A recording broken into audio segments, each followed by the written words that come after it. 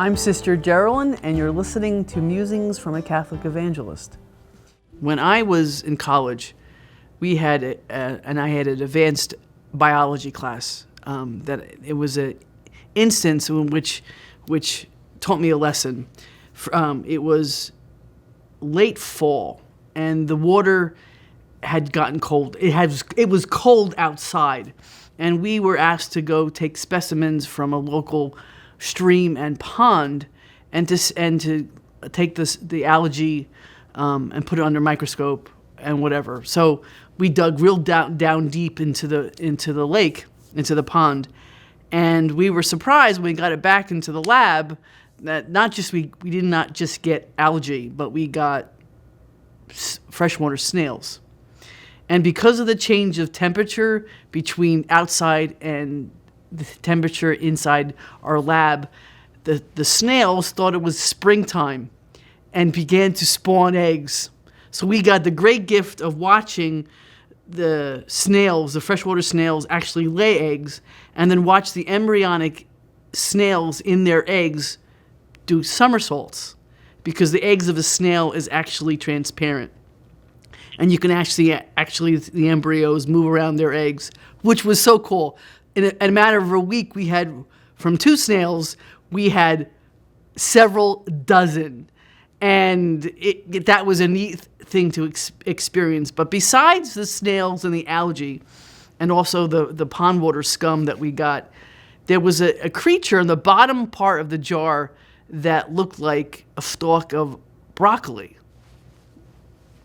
And my professor didn't tell us what it was, so we had to do some research on what kind of animal it was. It was a freshwater hydra, probably about an inch big, which is something that you don't rarely see.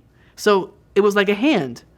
And we did some research, that this hydra eats microscopic organelles, little plants and animals that flow around in the water, and they stand there on the bottom part of a pond with their tentacles out, with these little stingers, waiting for supper to swim by.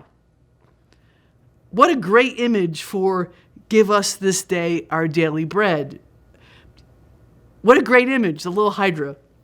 In the Catechism, we read, "When we pray, 'Give us,' we are like trustful children who look to the Father for everything." Give us. At the moment of our baptism, there's a magical part of that, because our grandparents, our godparents, make a covenant in our mouth, in our words, for us with God. There's a relationship that begins at the moment of our baptism. So deeply, so profound, not just a contract, but a covenant in which a relationship begins. And that relationship requires to give us ourselves entirely to Him, not in an arrogant way, not a gimme, gimme, gimme, gimme, gimme. No, a relationship of love and a relationship of caring. That we hunger after Jesus. We hunger, our beings and our heart hungers to know Him, to understand Him, to know how His teaching affects our lives today. And that can be echoed in a hydra, as in the nature of what a hydra does. Stands out with their arms out, waiting for God to supply their need. Is that cool or what? So during Mass, when we pray the Our Father, and we are echoing the prayers as the priest prays with his arms outstretched, and we pray, "Give us this day our daily need," we are echoing what the hydra has seen in creation. We are echoing that hunger in which our godparents gave to us at the moment of baptism. Give us our daily bread.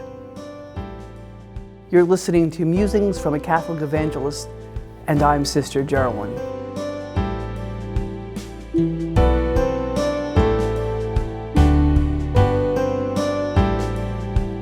you.